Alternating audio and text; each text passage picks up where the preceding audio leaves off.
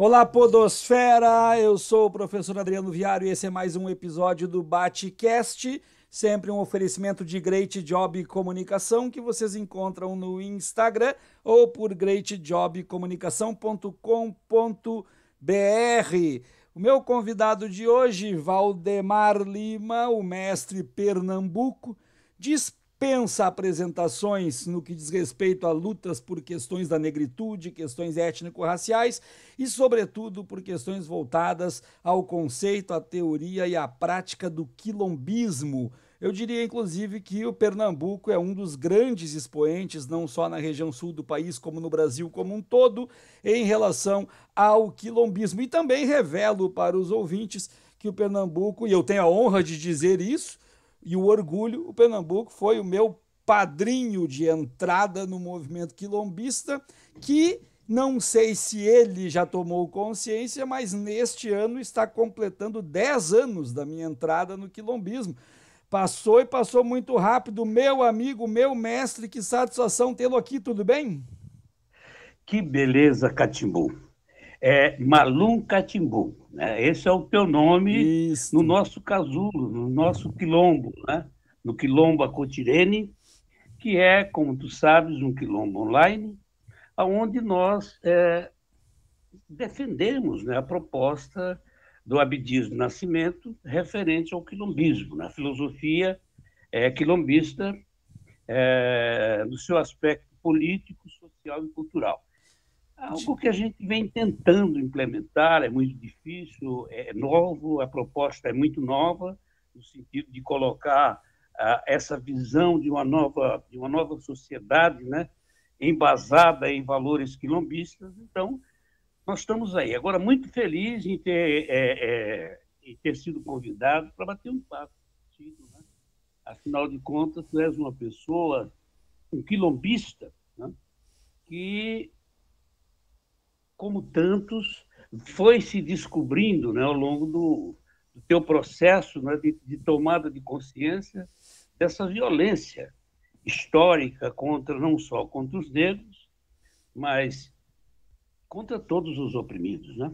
É Então, verdade. estou muito feliz e vamos bater papo, vamos conversar. Eu que agradeço por ter aceito o convite. Sabe que esses 10 anos na minha vida fizeram muita diferença, até porque nós sabemos que em questões voltadas à militância, ao ativismo e à tomada de consciência sobre as injustiças que existem no país, só o meio acadêmico de nada nos serve, né? O meio acadêmico nos coloca apenas expostos e de posse, na verdade, de um conteúdo teórico importante, evidentemente, mas que não é exatamente aquilo que vai definir ou que vai fazer a importância de forma definitiva. Mas antes da gente conversar sobre tudo isso, eu queria que tu falasse um pouco para os nossos ouvintes como que o Pernambuco se torna um quilombista? Há quanto tempo faz isso? Como é que isso aconteceu? Como é que acabou conhecendo a obra de Abdias? Se isso já surge antes de conhecer Abdias? Fala um pouco do Pernambuco para nós. Pois olha, o Pernambuco, que eu me lembro, não é? É um garoto muito rebelde, né? Era um garoto muito rebelde. Desde pequeno, uma angústia muito grande, um descontentamento com as coisas que aconteciam, né? E para acrescer isso aí, perdi pai e mãe muito jovem, né? E essa minha angústia, esse meu descontentamento com o que acontecia à minha volta, né? Eu não saberia bem te explicar, né, por quê. Hum. Né? Mas lembro de coisas, por exemplo, de falas da minha mãe, né? Muito comprometida com os oprimidos, com aqueles que tinham pouco, né? Embora também nós não tivéssemos muito, mas minha mãe dizia o seguinte, né? Quem dá não tem que dar o que sobra, tem que dar o que tem. Se tem, divide, né? E lá em Garanhuns, onde eu nasci, lá em Pernambuco, quando jovem, tinha um dia na semana, era as sextas-feiras, que os mendigos, aqueles que precisavam de alguma coisa, estavam numa situação de miserabilidade, eles saíam às ruas para pedir e batiam nas casas, né? E eu lembro que uma vez alguém bateu na nossa casa e pediu alguma coisa que queria comer e tal. Então, nós tínhamos uma... A minha mãe tinha uma filha de criação, que era uma negra, que a minha mãe tinha pequena, desde pequena, cuidava dela e tal. E essa menina estava lá em casa, a Maria era o nome dela, e ela disse, madrinha, ela chamava minha mãe de madrinha. Madrinha, estão pedindo aí, mas nós não temos nada para dar. E eu me lembro que, pequeno, né, eu vi minha mãe dizer assim, tem que ter, vê o que é que tem, divide e faz mal. Então, eu estou te dando assim o que eu acho que a partir daí, né, que surge essa nossa angústia de querer, de se preocupar com o outro, né? E a minha vida, então, ela foi, desde garoto, muito complicada, né? Bem pequeno, problemas sérios no colégio, muito sérios. Fui expulso de vários deles, né? Exatamente por isso. Era alguma coisa que eu não posso te explicar. Mas sei que realmente eu sempre fui muito indignado com as coisas que eu via, né? Desde pequeno, desde pequeno. Então, eu parto da premissa de que o quilombismo não é algo de dentro para fora, entende? O quilombismo é algo que brota, aliás, que brota de dentro para fora, e não de fora para dentro. Você não transforma alguém em quilombista. Não há como, não há essa possibilidade. Porque o quilombismo não é uma teoria pura e simplesmente. O quilombismo é uma prática, entende?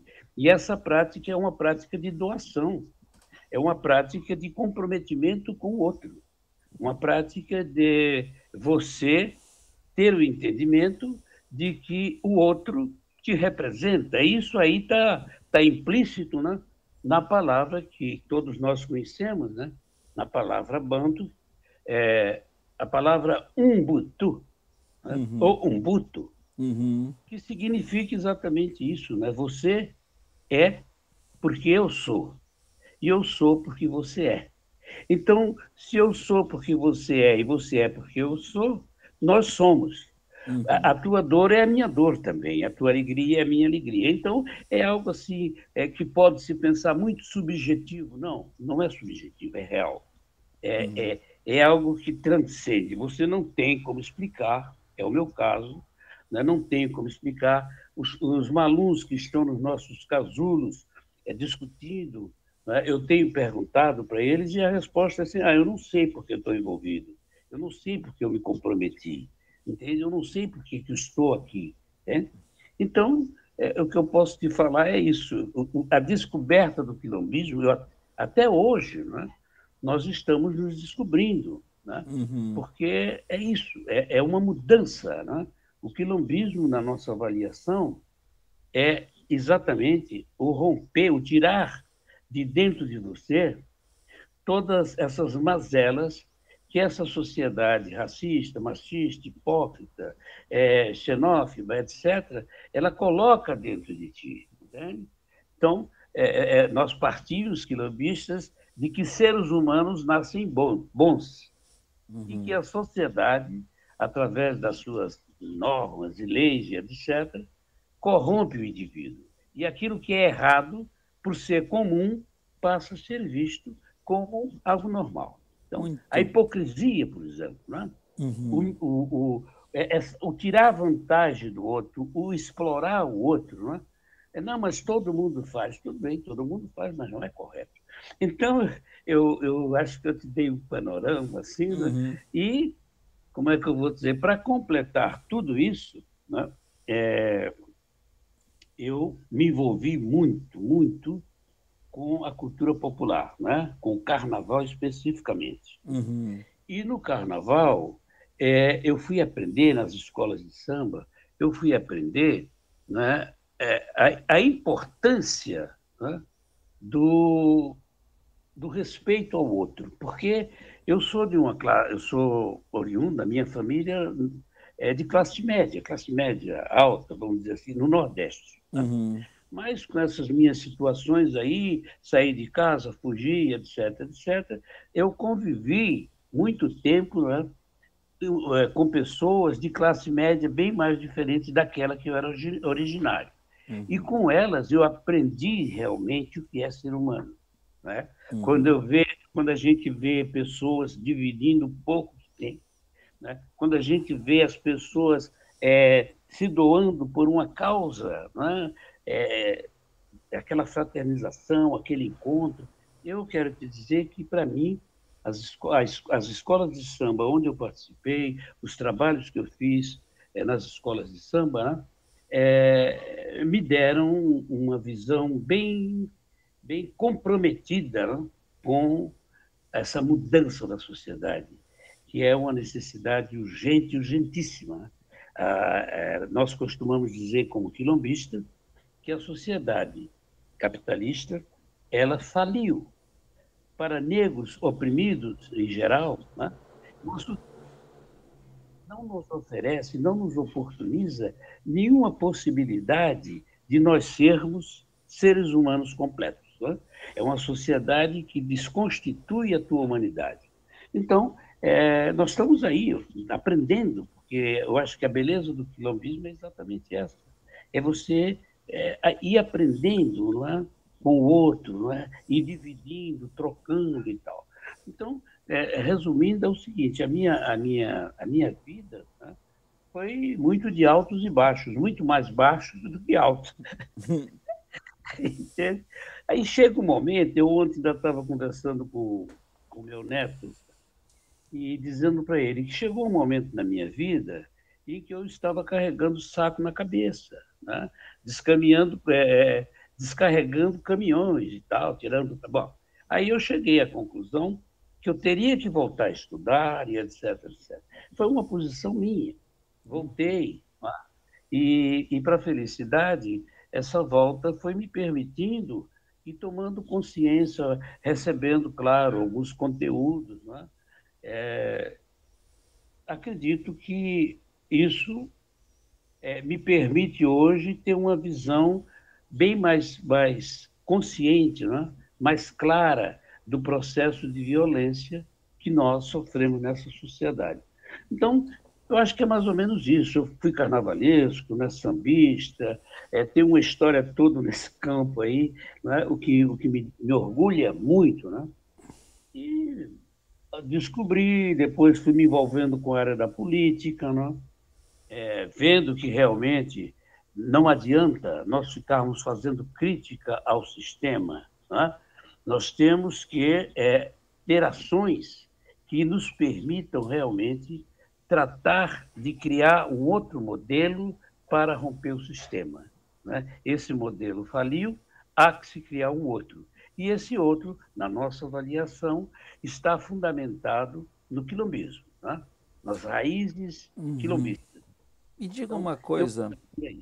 Me diz uma coisa, Pernambuco. São algumas décadas de luta já, né? Sem sombra de dúvidas, são algumas décadas e tenho certeza que não são poucas. Mas também sei que numa luta de décadas ocorrem muitas frustrações. Não tem como ser diferente.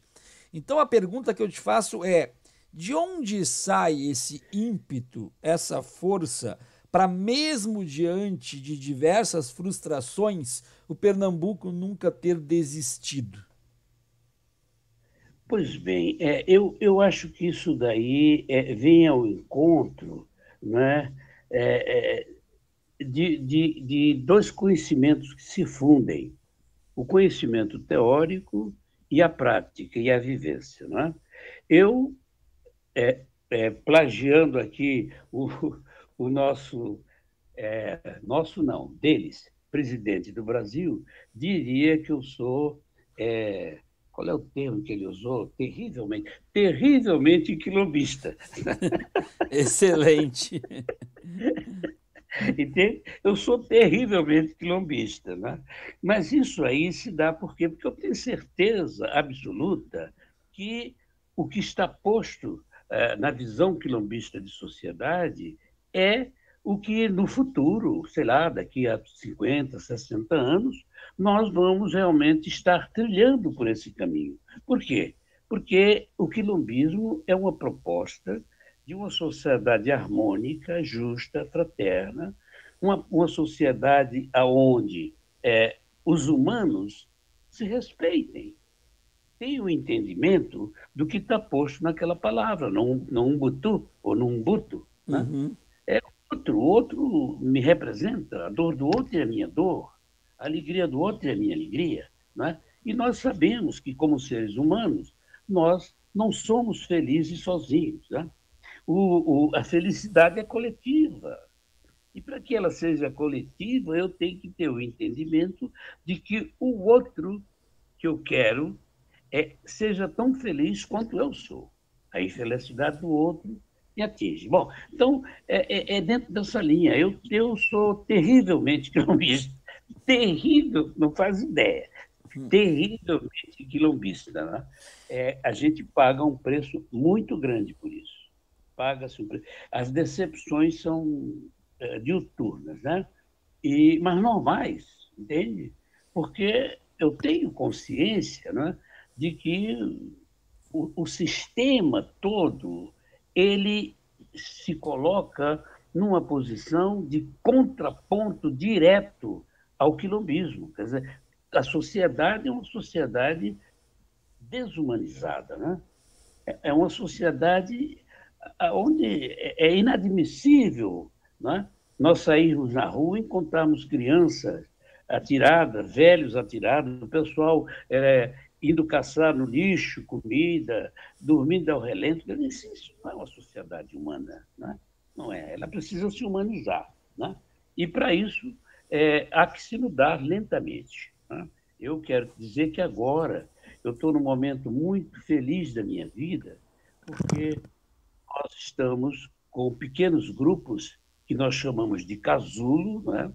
Casulo, são 5 pessoas, 3 mulheres e 2 homens, aonde a gente discute essa filosofia. Entende? Nós fazemos isso através da tecnologia online, né? E o que eu tenho visto é o seguinte, que realmente nós estamos começando muito lentamente a tomar consciência de quanto nós somos responsáveis para que haja mudança na sociedade. Né? Cada um de nós tem um comprometimento real de tentar mudar o que está posto, porque o que está posto faliu. As normas e as leis constituídas não são leis e normas constituídas para os escravizados, né? Os indígenas, os que estão fora do poder, os que não têm nada. Essa sociedade não foi criada pensando nisso. Né? É uma sociedade historicamente violenta, agressiva, injusta, e o resultado nós temos aí. Então, te dizer por que da persistência, eu acho que é isso. É pela crença, sabe? Eu tenho certeza absoluta que o futuro do ser humano é trilhando, não é, essa filosofia, essa filosofia de paz, de harmonia, de amor, de fraternidade. Entende? Porque não há outra forma, não há outra forma. Né? O que já se tentou até agora mostrou que não deu certo. Então, o quilombismo é algo novo, que se propõe realmente a tentar, né? Propor uma outra visão, um outro projeto de sociedade humanizada. Então, a minha persistência é isso. Pernambuco, em algum momento da vida, o Pernambuco acabou, então, caindo de paraquedas no Rio Grande do Sul. Né? Acabou caindo de paraquedas num solo duro, num solo cheio de pedras e cheio de espinhos, sobretudo no que diz respeito à questão do racismo. Nós não temos a menor possibilidade de tapar sol com peneiras quando nós falamos de racismo no Rio Grande do Sul. Na região sul, em geral, é evidente que o racismo está em todos os lugares, mas em especial na região sul e em particular no Rio Grande do Sul, nós temos uma dificuldade muito grande. Dentro desse estado, nós temos a chamada tradição oficial ou tradicionalismo oficial, isso, e que nós sabemos que é um tradicionalismo que, em sua esteira, em todo o seu tecido social, esconde algumas máculas ou tenta esconder algumas máculas referentes, inclusive, à forma com que conduziu e tratou os seus negros escravizados. A pergunta que eu te faço é, Pernambuco, e sabendo que eu não tenho papas na língua e nem tu tem, e não temos que ter mesmo, a pergunta que eu faço é: existe espaço para negritude dentro do tradicionalismo gaúcho? Essa tua pergunta, cara, é de extrema importância e de uma necessidade de nós entendermos bem esse processo. Né? A princípio, eu te diria não. A princípio, eu te diria não. Entende? Por tudo que a gente conhece, né? E por toda essa situação dos negros aqui, porque aqui no Rio Grande do Sul foi o espaço onde o negro mais sofreu, em função, né, da ETP do tempo, né, o frio, etc, etc. Bom, sofreu muito. Bem, mas eu fico um pouco assim, não te diria não em definitivo, porque eu acho que tem certos espaços que você precisa estar dentro para romper. Precisa estar dentro para poder romper. Entende? Uhum. Porque do lado de fora nós não vamos conseguir romper. Eles precisam nos conhecer. Entende? Uhum. Então, eu acho que o problema de estar dentro do folclore gaúcho e tal, do nativista e tal, eu acho que tem espaço para negro. O que não pode ocorrer é ele ser cooptado por esse sistema, né, e se transformar num caçador, vamos dizer assim, no negro, que esquece as suas raízes e passam a ser nossos inimigos. Né? Então, eu acho que há possibilidade. Depende muito da pessoa. Eu conheço alguns companheiros que têm líder campestre e tal, né, de jovem, etc., e que tem uma certa entrada dentro desse contexto, né, do folclore gaúcho, e que se mantém numa posição muito, muito correta com a sua própria história. Né? Eu acho que, inclusive, o poeta, né, o nosso poeta lá, o Oliveira Silveira, tem poesias que falam exatamente disso, porque ele era egresso, né?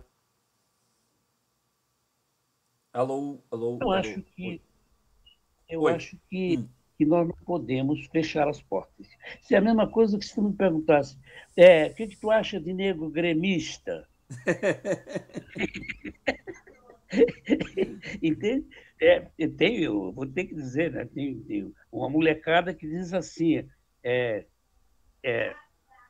que negro gremista, ele não poderia estar naquele espaço, né? Na visão Uhum. dessas pessoas. Eu, por muito tempo, também pensei assim, mas acho que nós não podemos, seria limitar a nossa competência, sabe? Uhum. Agora, o Uhum. grande problema é esse, é onde você entra e como você entra. Entende? Uhum. Por exemplo, só para te dar uma ideia, Uhum. nós, quilompistas, estamos entrando dentro de partidos. Uhum. Por quê? Porque nós temos o entendimento que a sociedade faliu. E ela faliu por quê? Porque as normas e leis criadas pelos nossos representantes que estão dentro do partido são leis que não vêm ao encontro dos que estão na base da pirâmide social, aonde nós nos encontramos. Uhum. Então, nós precisamos estar dentro do sistema. Agora, nós não podemos estar dentro do sistema individualmente. Nós temos que entrar coletivamente com uma proposta definida, a nossa é o quilombismo, não é? O grupo, já discutimos muito a respeito disso, e vamos colocar uma mulher quilombista para concorrer à deputação estadual, próximo Uhum. pleito. Estamos trabalhando, estamos formando entende? O coletivo todo, devemos escolher entre as mulheres, elas irão, entre elas, definir qual aquela que vai nos representar.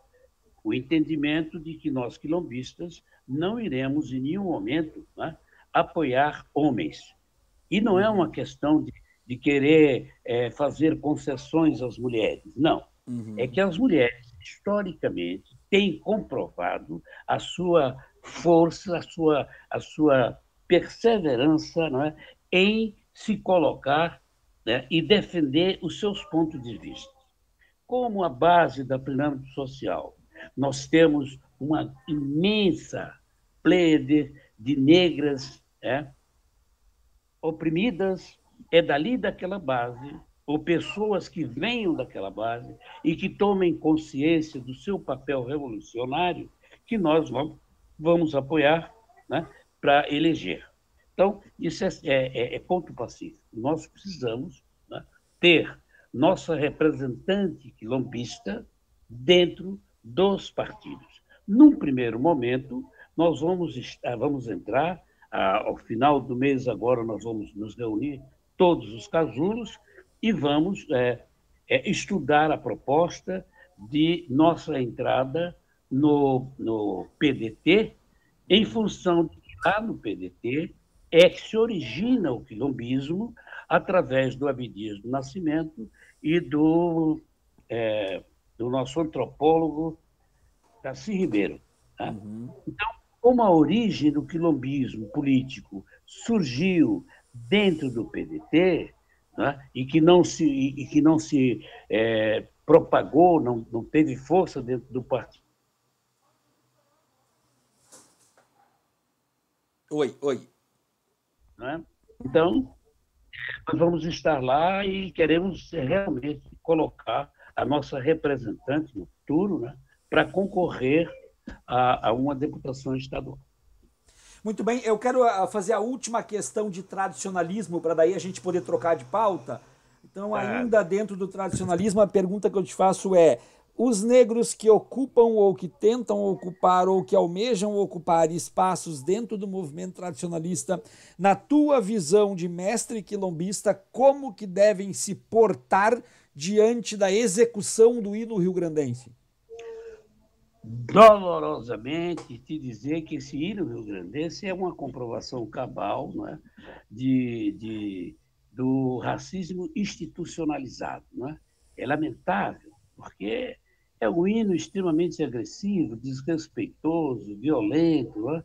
Um hino que comprova isso que tu disseste há pouco, essa sociedade hipócrita, né, que nos nega e nos imputa ainda, nos escraviza e nos imputa ainda a responsabilidade de sermos escravizados, porque nós não temos, segundo eles, né, virtude. Não temos dignidade. Né?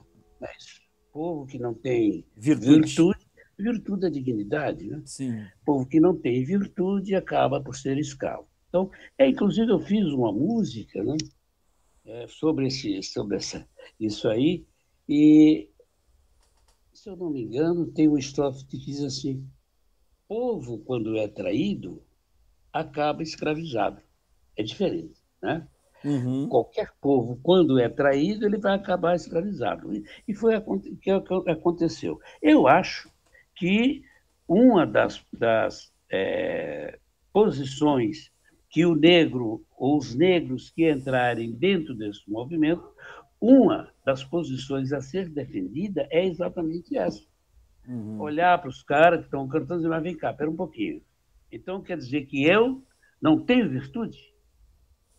Vocês se autorizam, se arvoram no direito de me dizer que eu não tenho virtude, entende? E por isso fui escravizado? Espera aí, ô cara pálida, te organiza, né? Pensa. Né? E depois tem um problema sério, meio...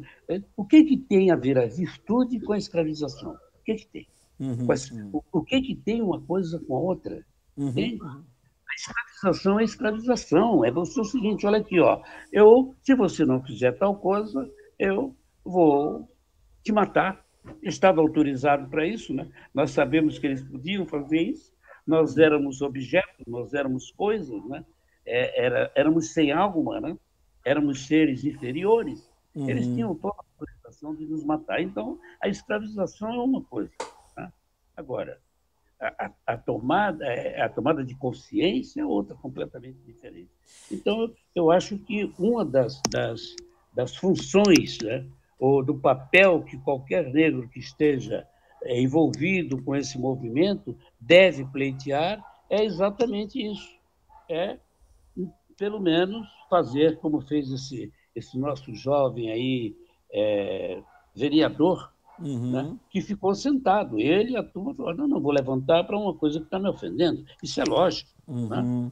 Uhum. Então, eu acho que uma das coisas é essa. Quem sabe a entrada de mais negros e a nossa pressão também, né? Porque eu acho que a sociedade tem que pressionar, tem que rever isso aí. Né? Uhum. Tu está falando do vereador Matheus Gomes, do PSOL. Isso. É um rapaz, é um garoto muito bom. Eu tive a oportunidade de conversar com ele, conheci Uhum. esse desde pequeno, desde jovem.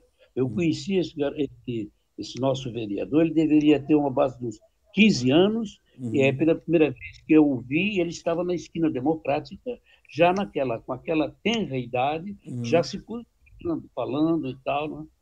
Então, Uhum. eu acho que um jovem que promissor, não tem a menor dúvida.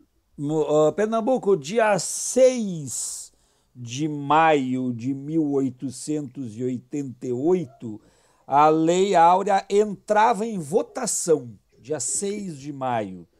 Nós tivemos aí 6, 7, 8, 9, 10, 11 e 12 neste processo. 13 ela cai na mão da princesa Isabel, é assinada a lei. Passa a meia-noite, nós entramos no dia 14 de maio de 1888, e a impressão que eu tenho é que o dia 14 ainda não acabou. A gente continua em 14 de maio de 1888. A gente não foi para o dia 15 ainda, que é quando as coisas de fato aconteceriam. Pernambuco, o dia 14 não está durando demais, Pernambuco? Bem, eu acho que não é só o dia 14. Né? Quando nós rompermos o dia 14, nós vamos estar num outro processo social. Né? Uhum. Porque o dia 14, na minha avaliação, após o dia 14, a nossa situação de negros ficou bem pior do que Uhum. quando nós éramos escravizados. Uhum. Entende? O dia 14, para nós quilombistas, ele é talvez a fase em que nós negros passamos da situação de escravizados para a situação de meliantes, Uhum. entende? De meliantes, de pessoas, Marginalizados. hein? Marginalizados. Marginalizados. Não, e não só marginalizados, eu acho marginalizados e Sus- criminalizados também. Por Suspeitos, né? quê? Suspeitos Né? de forma Porque pré-estabelecida. está pré-estabelecido.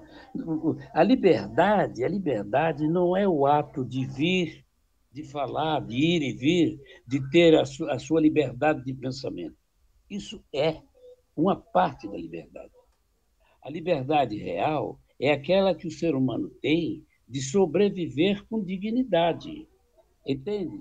Então, como nós vamos considerar livre hoje uma massa enorme de irmãos nossos que são escravizados, né, pelo sistema, são escravizados vergonhosamente, né, por de um salário mínimo absurdo, um salário mínimo que um país que tem um salário mínimo como o nosso é um país sem sombra de dúvida com tendências a ao fracasso final. Por quê? Porque não tem condições de sobrevivência. As nossas crianças estão aí desde pequena entrando no tráfico, né, para ajudar em casa, para levar um dinheiro para casa. Aí a gente vê algumas pessoas aí falando que bandido bom é bandido morto e tal, sem entender de que ninguém nasce bandido. Né? A sociedade nos transforma em bandido e depois nos coloca nas grades. A sociedade nos torna seres ditos por eles, né, mafiosos, né, e depois nos coloca nas grades. Então, é muito absurdo, por isso, da nossa fala, de que essa sociedade faliu. Né? Não tem sentido, não tem sentido, perde o sentido quando você vê um chefe de família que tem que dar sustentação precaríssima, né, com um salário mínimo. Não é possível, não é possível, pagando 100 reais por um bujão de gás, né? Não precisa dizer mais nada, né? Então, eu acho que a falência está aí, não vê quem não quer, entende? Ou vê, mas não quer se comprometer. Esse é um problema sério também. Aonde que nós podemos dizer, e aí eu vou entrar num tema que tu sabe que é muito caro para mim, aonde que nós podemos dizer que zumbi vive? Ele vive em todos nós, ele vive na nossa luta, ele vive no nosso dia a dia, ele deixará de viver, ele vai sucumbir àqueles que querem destruí-lo, zumbi será eterno, zumbi segue sendo o nosso exemplo, Pernambuco.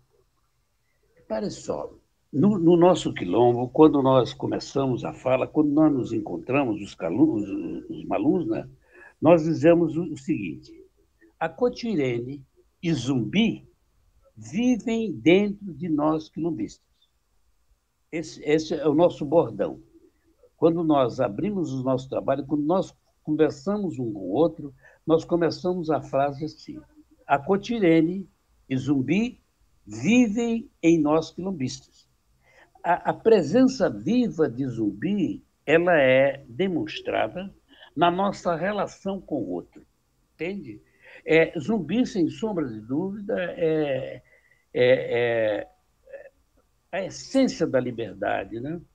É o exemplo de uma vida dedicada a construir algo melhor para os seus. Entende? Então, Zumbi, para nós, a Cotirene e Zumbi, e tantas outras, né? Eu falando desses dois, mas tantos outros heróis que nós temos, né? Pessoas que dedicaram toda a sua vida, né? Em benefício ao próximo. Né? Então, para mim, para nós, quilombistas, essa fala não é uma fala vazia. Zumbi vive realmente dentro de nós. Eu tenho Zumbi dentro de mim, sem sombra de dúvida, que foi criado, né, lenta e gradualmente, e que hoje é parte integrante da minha identidade humana. Né? Eu tenho, né, os valores que eu vejo no quilombismo, os valores que eu vejo nem todo das ações, né, de Abdias do Nascimento, né, de Zumbi dos Palmares, né, de pessoas que priorizam o coletivo em detrimento do seu individual. Então, para nós quilombistas, a frase Zumbi vive dentro de nós não é algo teórico, não é algo subjetivo, é real, entende? E me faz, com isso, ter posturas que eu acho que seriam as posturas do Zumbi dos Palmares. Eu quero agora que tu responda uma questão. Veja bem, eu vou te colocar numa saia justa, né? Eu quero agora que tu responda uma questão a meu respeito. E por que tu vai responder a meu respeito? Porque muitas pessoas me perguntam como é que tu foi parar no quilombismo, tu é um homem branco, etc, etc. Por que tu tem teu braço tatuado, valeu zumbi, etc, etc. Então eu vou dizer assim, ó, em 2012, convidado pelo Rogério Trindade, eu fui parar numa reunião do quilombismo. O Rogério, que trabalhava comigo na época, disse, ó, eu vou te levar numa reunião assim, assim, assim. Pernambuco, quando tu viu chegando ali um homem branco, estudante de história, se dizendo pesquisador de zumbi, chegando pela porta, o que te fez apostar em mim? E já digo, tu apostaste certo, eu sou muito grato por isso, porque o quilombismo me transformou de fato. Responde essa pergunta para os ouvintes, por favor. Bom, é o seguinte, eu acho que essa resposta, esse esclarecimento para os ouvintes, eu dei logo no início da nossa fala. Tá? O quilombismo é algo que você já traz dentro de si ou não. ele pode ser despertado. Não fui eu quem colocou em ti essa visão quilombista. Essa visão quilombista já estava latente dentro de ti. Ela já estava latente. O que aconteceu foi que a minha fala veio ao encontro daquilo que tu já tinha dentro de ti. E a partir daí, você vai crescendo, vai assumindo cada vez mais esse comprometimento que não é com o negro e nem com a negra. Esse comprometimento tem a dimensão da humanidade, não é? Porque há um equívoco muito grande quando se pensa que nós, quilombistas, falamos em gueto. Gueto, não, não, não. Nós, quilombistas, pensamos na integridade do ser humano, seja ele cor-de-rosa, azul, amarelo, preto, branco, porque a nossa luta de negros, não é? Nem é uma luta nossa. Essa luta foi uma luta criada pelos brancos, né? Que, ao nos ver, acharam que nós éramos incompetentes, incapazes, etc, etc. Então, eu acho que é muito claro, o Catimbu, você já era quilombista. Nós temos milhares, milhões de pessoas que são quilombistas e não sabem. Então, esse trabalho que a gente vem fazendo é exatamente para isso. É para tentar despertar na pessoa o quilombismo que está dentro dela. Entende? É a única coisa que a gente pode oferecer. Não? Eu também me descobri no Abdias. Quando eu li o Abdias, a fala do Abdias já estava dentro de mim. Quer dizer, aquela minha angústia que eu falei para vocês, a minha indisposição com o sistema, a minha ojeriza ao que eu via, né? Isso aí já estava tudo dentro de mim. Aí eu bebo na fonte, bebo no quilombismo, e, bom, então, a partir daqui é essa linha que me serve. Responde à minha realidade como ser humano. Então, eu tomei consciência de quanto eu, ser humano, eu, Pernambuco, né? Babalolá do Missai, que é esse o meu nome dentro do casulo, né? Dentro do quilombo, como eu, Babalolá do Missai, tenho comprometimento real de tentar dividir, repassar, comungar com as pessoas esses pensamentos quilombistas. Entende? Então, é isso. E eu peguei o nome Babalolá do Missai exatamente por isso, porque Babalolá quer dizer aquele que preserva os valores das suas raízes, da sua história. E do Missai quer dizer aquele que fala, aquele que se expõe, aquele que exprime o seu pensamento, a sua visão de mundo. Então, Babalolá do Missai vem ao encontro da minha trajetória de luta. Né? Eu não escolhi esse nome africano de uma maneira... Não, eu escolhi porque retornei à minha história e vi que eu passei... Né, grande parte da minha vida envolvido com essa temática, né? E passei falando, e perdi, vamos dizer assim, se eu for colocar em valores, em questão de valores, essa minha posição fez com que eu perdesse muitos espaços econômicos, né? Porque sempre me coloquei contra o sistema. E ser contra o sistema, já se sabe que você vai ter represália, né? E a represália limitar o teu potencial, limitar a tua condição de crescer, vamos dizer assim, por dentro desse sistema. E para quem não sabe, o meu nome Catibu, minha identidade quilombista, significa orador, que eu acho um pouco daquilo que eu faço na minha vida, de fato, tentando comunicar e levar na oratória adiante os conhecimentos e aquilo que eu busco. Eu estou falando com o mestre Pernambuco, no oferecimento de greatjobcomunicação.com.br. Nós vamos para o nosso último bloco agora. E Pernambuco, para não dizer que não falamos de flores, a pergunta que eu te faço é: Décio Freitas é talvez o grande injustiçado do meio acadêmico? Sabe, bom, eu quero dizer o seguinte, eu falei muito no Abdias, mas preciso, e é dever meu, de falar do Décio Freitas. O Décio coloca no seu trabalho, né, que eu li, foi um dos trabalhos que eu li, e que também me deu a visão, né, de quanto a universidade deles, né, a universidade deles, não é a nossa, mas a Uhum. universidade deles, né, negou e nega a importância do Décio Freitas como uma pessoa que se coloca à disposição da ciência para expressar, para dar luz a algo que deveria ser visto com muito mais seriedade do que é visto pelos espaços acadêmicos. Ouço, já ouvi muitas falas, não, Décio Freitas criou não sei o quê, é muito imaginário, etc, etc. Bom, o que eu quero dizer é o seguinte, Décio Freitas, na minha avaliação, tive a oportunidade de conversar com ele pessoalmente, né? Aprender com ele muitas coisas, né? E ele me disse uma vez o seguinte, Pernambuco, para se conhecer um pouco do Brasil colonial, né? Nós temos que ir para a Torre de Tombo, em São Paulo, porque por aqui você não vai encontrar. Lá você encontra realmente as fontes. É lá que você tem possibilidade de, não é, adentrar, vamos dizer assim, de uma maneira científica, né, de uma maneira intelectual, não é, no processo histórico daquele movimento, daquela época. Então, ele me disse isso. E eu sou muito grato ao Décio Freitas, porque ele me descortinou algo importantíssimo, que é as relações humanas vividas nos quilombos palmarinos. Né? Ele deixa muito claro que tipo de relações existiam, né?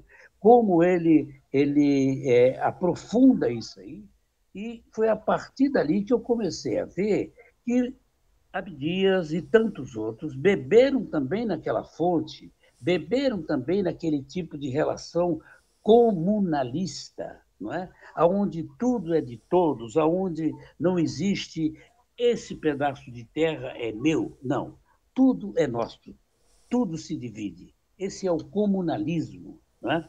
E que outros intelectuais também beberam nessa fonte, mas, por N razões, não colocam a origem. Né? Muitas vezes beberam na fonte do Décio, mas como o Décio, não, por esse motivo, talvez, não sei, né?